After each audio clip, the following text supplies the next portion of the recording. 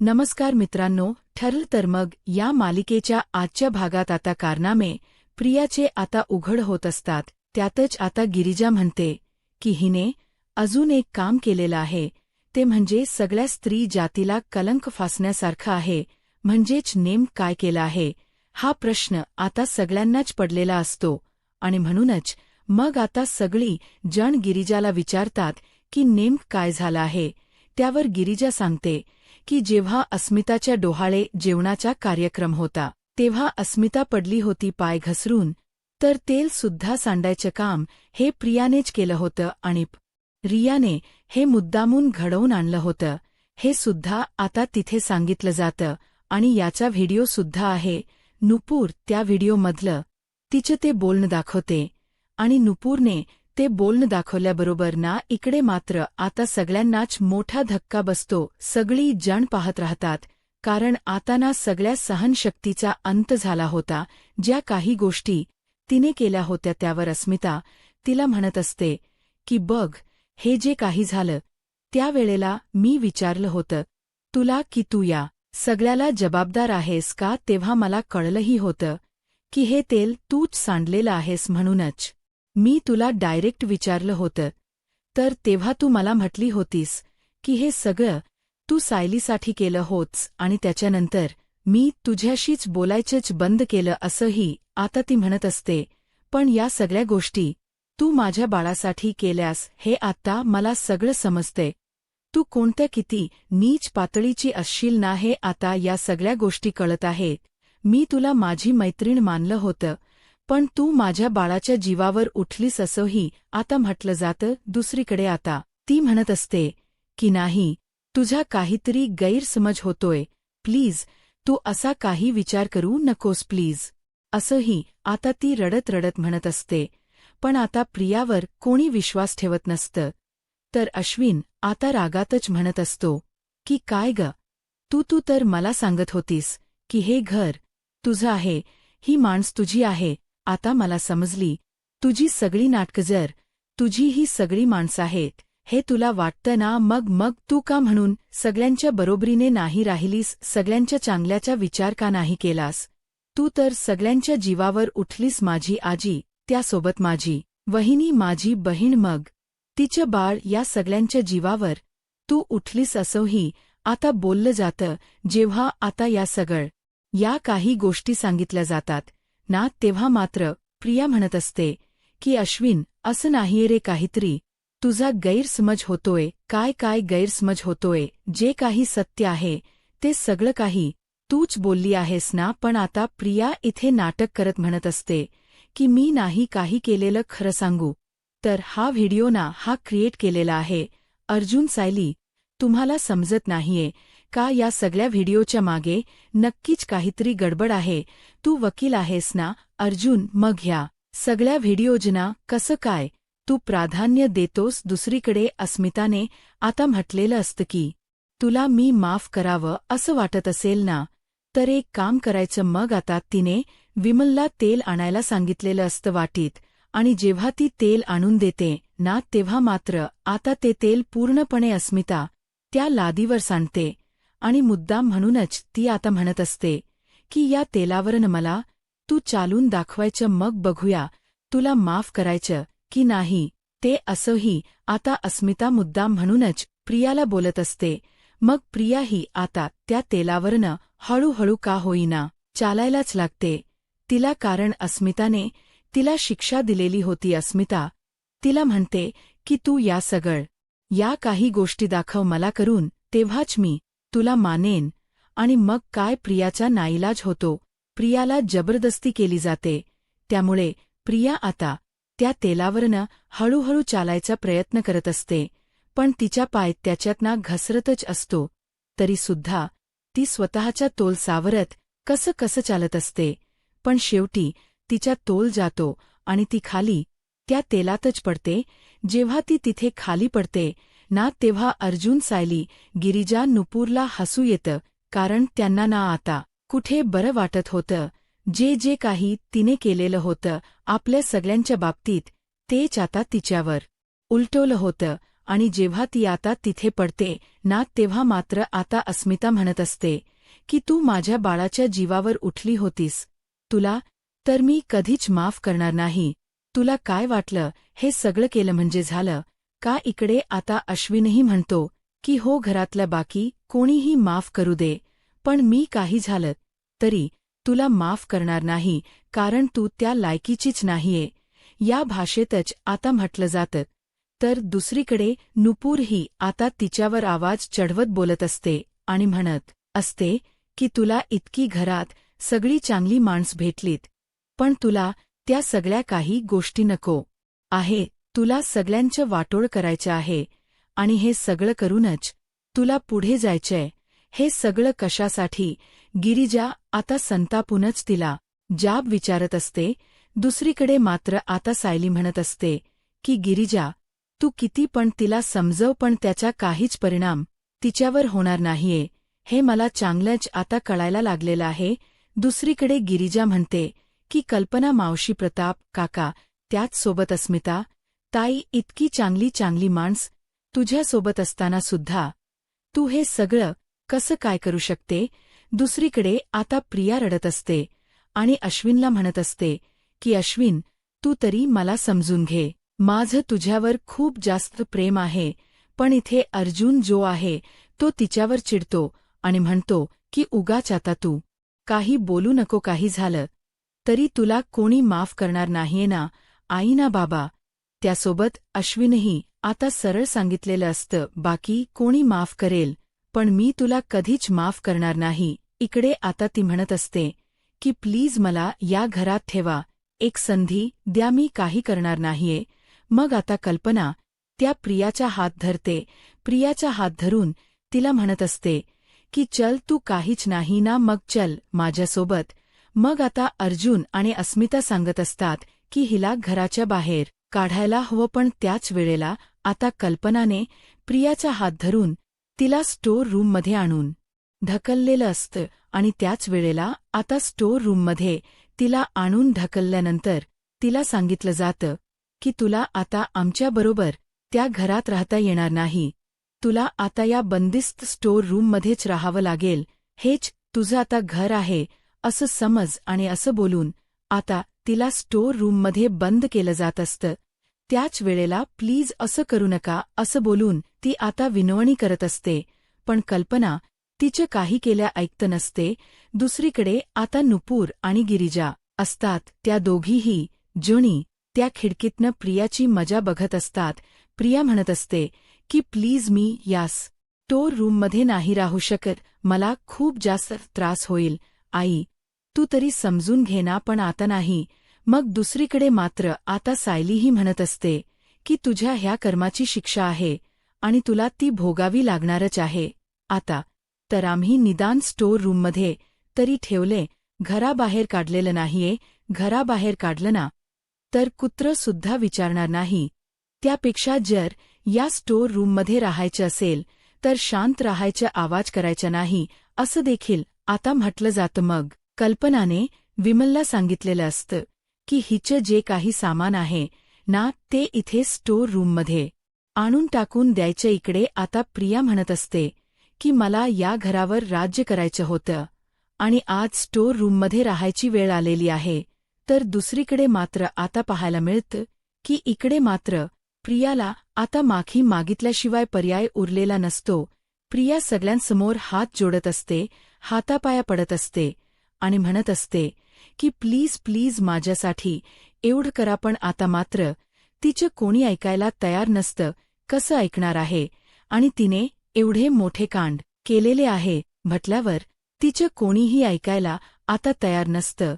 तर इकडे मात्र आता अस्मिता ही म्हणत असते की हिची हीच लायकी आहे.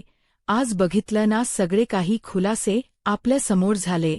हिला ना आता असं सहजासहजी सोडायचं नाही. ही तुझी शिक्षा आहे आणि ती तुला भोगावी लागणारच आहे. इकडे मात्र आता प्रियाचा मनस्ताप होत असतो. प्रियाला कळत नसतं, डोकं बधीर झालेलं असतं, कारण या घरावर हक्क सांगणारी प्रिया आज या स्टोर रूममध्ये अडकून पडलेली असते. पण तिने जे काही कृत्य केलेलं होतं त्या सगळ्याची शिक्षा अशा पद्धतीने तिला भेटत असते ना, त्यामुळेच तिला आता त्रास होत असतो. तर दुसरीकडे मात्र आता पाहायला मिळत असतं की आता ती जिथे राहत असते स्टोअर रूममध्ये, त्या स्टोअर रूमला लॉक वगैरे केलं जात असतं. खरं तर अस्मिताला असं वाटत असतं की प्रियाला घराबाहेर काढायला व त्याचसोबत प्रियाचं गाठोड कपड्यांचं वगैरे सगळं काही दिलं जातं आणि तिला सांगितलं जातं की तुला इथेच राहावं लागणार आहे, बाहेर यायची जराही परवानगी तुला देता येणार नाहीये असंही आता म्हटलं जातं. मग दुसरीकडे आता सायली जी आहे ती म्हणत असते की खरंच ना, तुमच्या दोघींची खूप जास्त मदत झाली. तुम्ही जर दोघी नसत्या ना, तर या सगळ्या गोष्टी माझ्यासाठी कठीण झाल्या असत्या, पण तुम्ही अचानकपणे माझी मदत केली हेच माझ्यासाठी खूप आहे असंही आता सायली म्हणत असते. सोबतच सायली नुपूरचे कौतुकही करते की तू ना व्हिडिओ बनवलीस म्हणून या सगळ्या काही गोष्टी पॉसिबल झाल्या नाही तर कसं सगळं मॅनेज झालं असतं ना, काहीच कळायला मार्ग नाही आहे. मग आता सायली म्हणत असते की हे सगळं काही तुमच्यामुळे शक्य झालंय. आधी तर मला टेन्शन आलं होतं की कसं सगळं काही मॅनेज होतंय, पण बरं झालं या सगळ्या गोष्टी अशा पद्धतीने का होईना व्यवस्थित जुळून आल्या. आणि गिरिजा सायलीला सांगत असतात की तुला कधीही आमची गरज लागली ना, आम्हाला फक्त एक आवाज दे, आम्ही नक्कीच तुझ्या मदतीसाठी येऊ. कारण बघितलंच ना, आजही जे काही झालं ते त्यावर सायली म्हणत असते की आज तुम्ही माझ्यासाठी जेवढं काही केलं ना, ते काही शब्दात न सांगण्यासारखं आहे. म्हणजे आम्हाला बाहेर जाता येत नाहीये, पण तुम्ही माझ्या मैत्रिणी माझ्यासाठी एवढं सगळं करताय हे ऐकूनच मला खूप बरं वाटतंय, एक आधार मिळतोय असं देखील आता इकडे असणारी ही सायली म्हणत असते. सायली त्या दोघींचीही कौतुक करते. तर सायलीला आता त्या दोघी म्हणतात की चला आम्हाला यायला हवं, कारण त्यांचा आता हा टाईम संपलेला असतो आणि त्यामुळेच आता त्या दोघीही जणी सायलीचा निरोप वगैरे घेतात. अर्जुनला सुद्धा सांगतात, म्हणतात की पुन्हा कधी मदत लागली तर अर्जुन नक्कीच आम्हाला सांग. तर अर्जुनही म्हणतो की हो, तुम्ही होतात म्हणून. तर प्रियाचं सगळं सत्य जे आहे ते हळूहळू करून समोर येत आहे. मग दुसरीकडे प्रिया मात्र जोरजोरात दार वाजवत असते आणि म्हणत असते की प्लीज ना आई, दार उघड ना, मला खूप जास्त भूक लागली आहे, मी काय करू मला कळत नाहीये. त्यावर सायली म्हणत असते की तुला आता जे काही करायचं आहे ना, ते सगळं काही त्या स्टोअर रूममध्येच करायचं, स्टोअर रूमच्या बाहेर यायची परवानगी सुद्धा काढायची नाही. मग आता प्रिया विचार करत असते एकटी बसून की हे सगळं काय झालं, इथे एकतर पोटात कावळे ओरडतायत आणि ह्यांनी काय करून ठेवलं माझं हे आता स्टोअर रूममध्ये. मी जर इथे बंदिस्त राहिली तर कसं सगळं काही मॅनेज होणार आहे, काहीतरी करायला व असाच विचार ना आता तिच्या डोक्यात येत असतो. मग तिच्या लक्षात येतं की आपल्याला बाकी कोणी आधार देत नाहीये, पण आपल्याला नक्कीच ना आपली आई जी आहे ती आधार देईल. म्हणजे आई आपल्यावर कितीही रागवलेली असली तरी एक आई आपल्या मुलीसाठी काही करू शकते असं देखील आता प्रियाला माहिती असतं. आणि म्हणूनच प्रिया आता विचार करते की या सगळ्या कठीण काळात नक्कीच आपल्याला प्रतिमा मदत करेल. प्रतिमाची मदत घेऊनच आपण आहे ना इकडनं बाहेर पडूया असा विचार ती आता करत असते. मग ती आता ठरवते की चला आता आपला जो काही मोहरा आहे तो वापरायचा, म्हणजे जो प्रतिमाच्या रूपात तिला आता दिसत असतो. मग प्रतिमाला ती कॉल करायचा ठरवत असते. प्रतिमाला ती म्हणत असते की आई, मला ना तुझी खूप जास्त आठवण येते, म्हणजेच मी त्या दिवशी पण विचार केला की तुझ्याकडे यावं, बाबांकडे येऊन थोडा वेळ बसावं, गप्पा माराव्यात, पण काय आहे ना मला कामामुळे राहून जाते, पण 2 दिवसांमध्ये ना मी नक्कीच तिथे येणार आहे, मग आपण छान गप्पा मारूया असंही आता ती म्हणत असते. आता हे सगळं बोलणं जेव्हा होत असतं ना तेव्हा मात्र खूप मोठा धक्काच इथे असणाऱ्या या प्रतिमाला बस असतो. प्रतिमा विचार करते की हे कसं काय शक्य झालेलं आहे. प्रतिमा आणि सुमन दोघी जणी एकत्रच बसलेले असतात. तर प्रतिमाने फोन स्पीकरला टाकलेला असतो आणि ती आता बोलत असते, तर प्रिया सांगत असते की मला ना तुझी खूप जास्त आठवण येते, मी तुझ्याकडे कधी येते ना असं मला झालेलं आहे. मग आता मी पुढच्या आठवड्यात 4 दिवसासाठी तुमच्याकडे राहायला येते, चालेल ना. पण आता प्रतिमा बोलत असते की मला तर चाललं असतं, पण ही सगळी गोष्ट तुझ्या बाबांना चालणार नाही. त्यापेक्षा तू आता येऊ नको, 2 दिवसात तुझे बाबा पुन्हा घरी येणार आहे. त्यापेक्षा तू एक काम कर, पुढच्या आठवड्यात ये, जेव्हा तुझे बाबा नसतील ना तेव्हा, कारण तुझ्या बाबांना तू इथे आलेली सहन होणार नाही. कारण आहे ना, या प्रियाला या स्टोर रूममधून बाहेर पडायचं असतं आणि यासाठी तिची नाटकं सुरू असतात. म्हणूनच ती काही ना काही आता षड्यंत्र करत असते. तिला आता असंच वाटत असतं की इथून मला बाहेर पडायचं आहे आणि त्यासाठी तिचे आता प्लॅनिंग सुरू असतं. पण तिचा हा प्लॅन आता फसणार असतो. या सगळ्यामुळेच आता मात्र इकडे प्रिया जी आहे ती प्रतिमाला अगदीच गोडी गुलाबीने बोलून दाखवत असते आणि सांगत असते की प्लीज प्लीज आई, तू तर मला समजून घेऊ शकते ना, मी तुझी मुलगी आहे. मग आता प्रतिमा फोन ठेवते. प्रतिमाने फोन ठेवल्यावर इकडे मात्र आता सुमन म्हणत असते की काय झालं होतं तन्वीचा आवाज आज वेगळाच वाटला हो ना, मीही चकित पडले. ती तर मला बोलते की मला तुझ्यासोबत गप्पा मारायच्या आहेत, तुझ्यासोबत जास्तीत जास्त वेळ घालवायचा आहे. बहुतेक ना मला तर वाटतं ही सुधारायचा प्रयत्न करत आहे. सुमनही आता तिच्याबद्दल हे सगळं काही बोलत असते. इकडे प्रियाने तर वेगळाच डाव साधलेला असतो, कारण तिला या स्टोर रूममधनं बाहेर पडायचं असतं आणि यासाठी ती या सगळ्याचं प्लॅनिंग करत असते. आणि जेव्हा आता या सगळ्याचं प्लॅनिंग करत असते ना, तेव्हा मात्र आता प्रियाला आनंद होत असतो, कारण ती विचार करते की यांनी जरी मला इथे ठेवायचा प्रयत्न केला तरी सुद्धा मी काही इथे टिकणार नसते. दुसरीकडे आता सुमन जी आहे तिला मात्र नवल वाटत असतं आणि तीही विचार करत असते की या सगळ्या काही गोष्टी कशा काय शक्य आहे. ते म्हणजेच आता या सगळ्या गोष्टी शक्य झाल यानंतर विचित्रच वाटत असतं. पण आता जर ती सुधारायचं नाव घेत असेल तर आपणही जरा बघूया विचार करून, खरंच तिच्यामध्ये हे सगळे बदल होत आहे का की उगाच आपलं करायचं म्हणून ती करते. मग त्यापेक्षा तुम्ही एक काम का करत नाही वहिनी, याबद्दल एकदा सायलीशी आणि अर्जुनशी बोलून घ्या. खरंच तिचं वागणं घरातही बदललं आहे का की हे फक्त आपल्यापुरती मर्यादित आहे, या तर गोष्टी समजू दे. इकडे आता अश्विन हा डायनिंग टेबलवर बसलेला असतो. त्याच वेळेला आता कल्पना त्याला म्हणत असते, तू ऑल ओके आहेस ना, ते आमच्यासाठी खूप जास्त महत्वाचं आहे. त्यावर मात्र आता तो म्हणतो की काय ओके असणार, या सगळ्या गोष्टी अशा पद्धतीने घडतील ना असं तर वाटलंही नव्हतं, पण हे खूप जास्त भयंकर झालंय, त्याचाच त्रास होतोय असंही आता बोललं जात असतं. पण जेव्हा आता तो ह्या सगळ्या काही गोष्टी बोलत असतो तेव्हा अस्मिताही म्हणत असते अश्विनला की बघ ना, आपल्या आयुष्यात जो आपला पार्टनर असतो तोच जर नीट नसेल ना तर काही गोष्टी चांगल्या होऊ शकत नाही. आणि मुळात ना आपण डोळे झाकून आपल्या पार्टनरवर विश्वास ठेवतो आणि मग आपल्याला असा दगा मिळतो असंही आता म्हटलं जातं. या सगळ्या गोष्टी खरं तर ती तिच्याबद्दलही बोलत होती.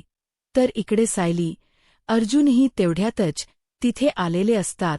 तर आता फोन आलेला असतो प्रतिमाचा. प्रतिमा आता सायलीला फोनवर बोलत असते की जरा तुम्ही दोघंही जण उद्या येता का इथे. मग आता प्रतिमा जेव्हा सायली अर्जुनला घरी बोलवत असते तेव्हा आता सायली विचारते की काय झालं आहे. मग आता प्रतिमा म्हणते की काही नाही, सहज म्हणून तुम्हाला मी बोलवत आहे. मग दुसरीकडे मात्र आता हे सगळं बोलणं कल्पनाने ऐकलेलं असते आणि त्यामुळे कल्पना आता प्रतिमासोबत बोलत असते आणि प्रतिमाला सांगत असते की अगं खरं तर ना मीच तुला कॉल करणार होते सायली. अर्जुनला सध्या तरी दोघांनाही मी बाहेर पाठवत नाही आहे, त्यामुळे ती लोक तुझ्याकडे भेटायला येऊ शकत नाही. पण मी तुला फोन यासाठी करणार होते की सायली, अर्जुनच्या नावाचा अभिषेक मी देवासमोर करणार आहे, आणि मग तू सुद्धा माझ्यासोबत चल मंदिरामध्ये, आणि मग तसंही मंदिरात जायच्या आधी इथे तू ये, मग यांचीही तुझी भेट होईल. आणि मग काय, मग आपण मंदिरात जाऊया. मग अर्जुन म्हणत असतो की ठीक आहे, पण मध्येच हे काही कल्पनाने काढलेलं असतं. अभिषेकचं हा मोठा प्रश्न इथे असणाऱ्या अस्मिताला पडलेला असतो. मग प्रतिमाही म्हणते की ठीक आहे, चालेल. मग प्रतिमाने आता फोन ठेवलेला असतो. मग दुसरीकडे मात्र आता प्रतिमाला या गोष्टी पटलेल्या असतात, कारण शेवटी सायली आणि अर्जुनवर संकट येणार असेल तर त्या गोष्टी नको असतात. तर दुसरीकडे मात्र आता अस्मिता म्हणत असते की आई, मध्येच तू हे सगळं कुठे काढलंस. त्यावर आता अस्मिताला कल्पना सांगत असते की अगं, माझ्या लक्षात आलं, यांच्यावर एकावर एक संकट येत आहे. मग जर देवाकडे प्रार्थना केली, सगळ्या काही गोष्टी ठीक झाल्या, तर याच्यातून मार्ग तर निघेल ना. आणि म्हणूनच मी हे सगळं काही करत आहे असंही आता म्हटलं जात असतं. जेव्हा आता या सगळ्या गोष्टी बोलल्या जातात तेव्हा मात्र आता सायली, अर्जुन जे आहे ते मात्र आता बोलत असतात. आणि तेव्हाच ना इकडे आता खरं तर अस्मिता ही कल्पनाला म्हणत असते की मम्मा, तू त्या प्रियाला घराबाहेर का काढलं नाही, तिला घराबाहेर काढलं पाहिजे होतं. पण अस्मिताला आता कल्पना सांगत असते की खरं तर तिला घराबाहेर काढायचं होतं, पण मला सायली, अर्जुनने तिला घराबाहेर काढायचं नाही असं सांगितलंय विमलने. तेवढ्यातच सगळं काही सामान आणलेलं असतं, आणि हे सगळं सामान, मग आता हे सामान कसले, अस्मिता विचारते.